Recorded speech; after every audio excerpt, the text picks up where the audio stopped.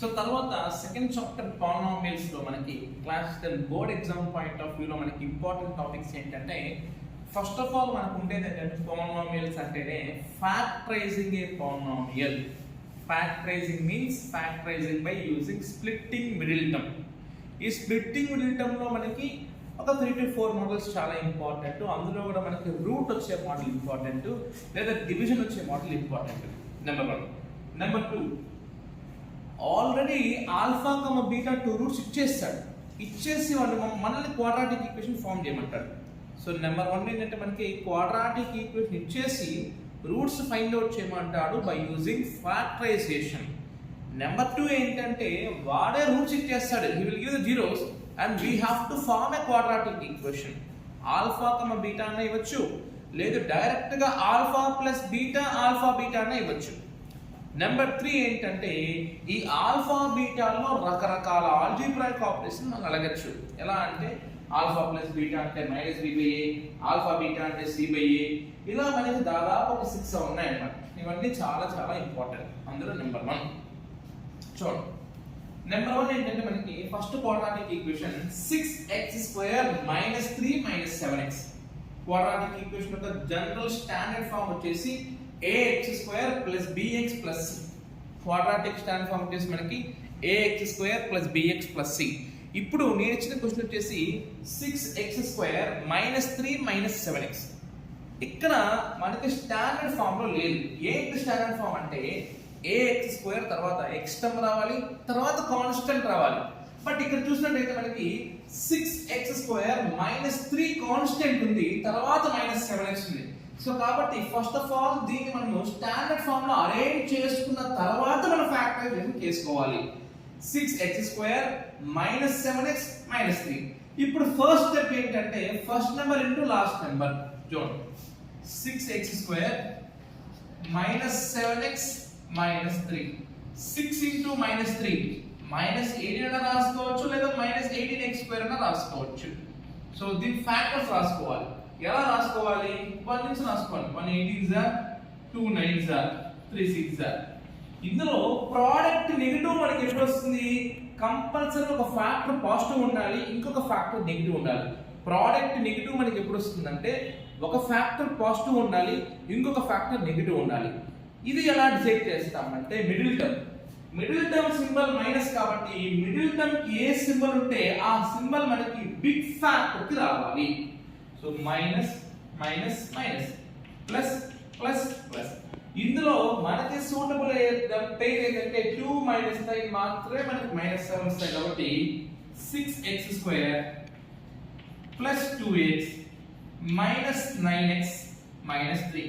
ఇలా ఉన్న -7 స్ప్లిట్ చేస్తాం 2 - 9 గా. సింబల్స్ తో ఏ మాత్రం కన్ఫ్యూజన్ అవ్వద్దండి. ఇంకా ఫస్ట్ టూ టర్మ్స్ లో మనం స్మాలెస్ట్ నెంబర్ అయితే 6 లో 2 కామన్ ఇస్తాం, అలాంగ్ విత్ ఆల్వేస్ x కూడా కామన్ ఇస్తాం ఫస్ట్ టూ టర్మ్స్ లో. సో 2x కామన్ తీసుకుంటే ఇక్కడ మనకి 3x + 1, ఇక్కడ -3 కామన్ తీసుకుంటే 3x + 1. So 2x - 3 * 3x + 1. So దీని లాస్ట్ ఈక్వల్ టు 0 చేసుకుంటాం. x = 3/2 వస్తుంది. ఇక్కడ x = -1/3. సో ఇది మన ఫ్యాక్టరైజేషన్ బేసిక్ ఎగ్జాంపుల్. తర్వాత ఇదే క్వశ్చన్ మనకు స్క్వేర్ రూట్ లో వస్తే ఎలా చేయాలి? రూట్ లో వస్తే చూడండి.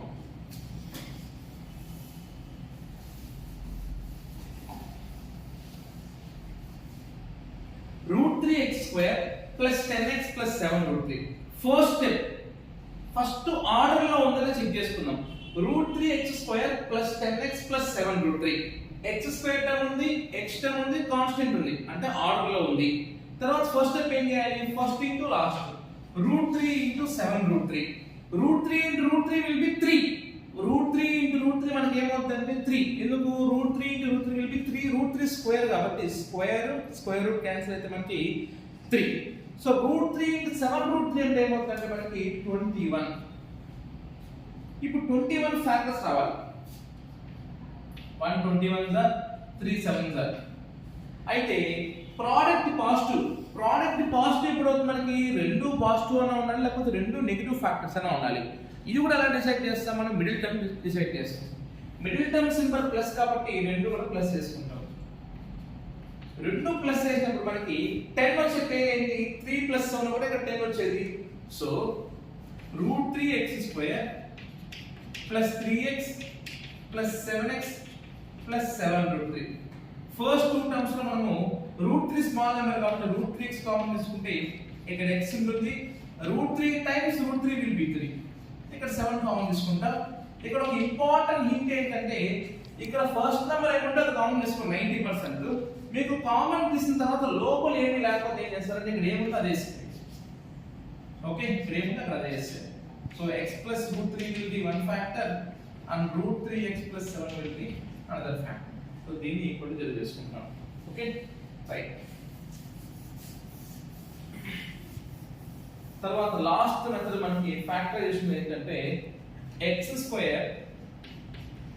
plus 2√x minus 6 x² plus 2√x minus 6 x² plus 2√x minus 6 లో మనకి ప్రోడక్ట్ 1 into minus 6 ఏమి లేకపోతే 1 into minus 6 minus 6 ఉంది దీనికి ఫ్యాక్టర్స్ మనకి 6 కంటే 1 6 గారు 2 3 గా రాసుకోవచ్చు బట్ మనం ఎలాంటి ఫ్యాక్టర్స్ రాసుకోవాలంటే మనకు రూట్ రావాలి కాబట్టి రూట్ ఉన్న ఫ్యాక్టర్స్ వేసుకుంటాం ప్రోడక్ట్ 6 రావాలి ప్రోడక్ట్ రూట్ రాకూడదు ప్రోడక్ట్ 6 రావాలి కాబట్టి అగైన్ ఆ రూట్ ఇంకో రూట్ తో మల్టిప్లై చేసుకుంటాం సో √2 into √2 will be 2 2 ని దేంతో మల్టిప్లై చేస్తే 6 వస్తుంది మనకి 2 3 జార్ కాబట్టి ఒక 3 ఎక్స్ట్రా వేసుకుంటాం సో √2 ఇంకోటి 3√2 ప్రోడక్ట్ నెగటివ్ అంటే one factor should B positive other should be negative ఇది ఎలా డిసైడ్ చేస్తాం అగైన్ మిడిల్ టర్మ్ సింబల్ ఏముంది మనకి ప్లస్ అంటే big factor should be plus small factor should be minus so x² minus √2x plus 3√2x minus 6 so first two terms లో మనము x common తీసుకుంటాం x into x minus √2 second two terms లో ఇప్పుడు first term మొత్తం common చేస్తాం x minus √2 so ఈ common తీసుకుంటే answer అయిపోతుంది తర్వాత ఇక్కడ చూడండి alpha comma beta two roots ఇచ్చేసినప్పుడు మనకి క్వాడ్రాటిక్ ఈక్వేషన్ ఫార్ములా వచ్చేసి x² minus of alpha plus beta into x plus alpha beta ఇదే find a quadratic polynomial whose roots are double the roots of the given equation అంటాడు అంటే 2 alpha 2 beta అనుకోండి alpha బదులు 2 alpha replace చేస్తాం beta బదులు 2 beta replace చేస్తాం so x² minus of 2 alpha plus 2 beta into x plus 2 alpha into 2 beta find a quadratic equation whose roots are reciprocals of the given equation అంటాడు so 1 by alpha 1 by beta అంటే x² minus of 1 by alpha plus 1 by beta into x plus 1 by alpha into 1 by beta ఇది overall గా మనకి 3 type of equations తర్వాత alpha beta లో రకరకాల algebraic formulas పెడతాడు alpha plus beta అంటే గుర్తుపెట్టుకోండి సమ్ ఆఫ్ ది రూట్స్ అంటే or sum of the zeros అన్న alpha plus beta is equal to minus b by a alpha into beta is equal to c by a 1 by alpha plus 1 by beta అంటే normal fractions edition చేసినట్లయితే beta into 1 beta plus alpha into 1 alpha alpha plus beta by alpha beta alpha plus beta is equal to minus b by a alpha beta is equal to c by a so రెండు cancel చేస్తే మనకి minus b by c వస్తుంది next alpha square plus beta square చాలా important గుర్తుపెట్టుకోండి చాలా important alpha square plus beta square అనేది మనకి alpha plus beta whole square minus 2 alpha beta alpha square plus beta square అంటే alpha plus beta whole square minus 2 alpha beta ఇప్పుడు తర్వాత alpha by beta plus beta by alpha alpha by beta plus beta by alpha ఏమవుతుందంటే cross multiply చేస్తే alpha square plus beta square by alpha beta alpha by beta plus beta by alpha ఏమవుతుందంటే alpha square plus beta square by alpha beta alpha square plus beta square value already మనం పైన value చేసుకుంటాం by alpha beta okay alpha beta అంటే c by next alpha minus beta ఏమవుతుందంటే మనకి దీనికి ఒక short cut formula నేర్పించాను alpha minus beta వస్తే ఫార్ములా వచ్చేసి square route of b square minus 4ac ఎక్కడో విన్నట్టుంది b స్క్వేర్ మైనస్ 4ac అనుకుంటున్నారా b స్క్వేర్ మైనస్ 4ac అంటే దానికి బట్టి మన డిస్క్రిమినెంట్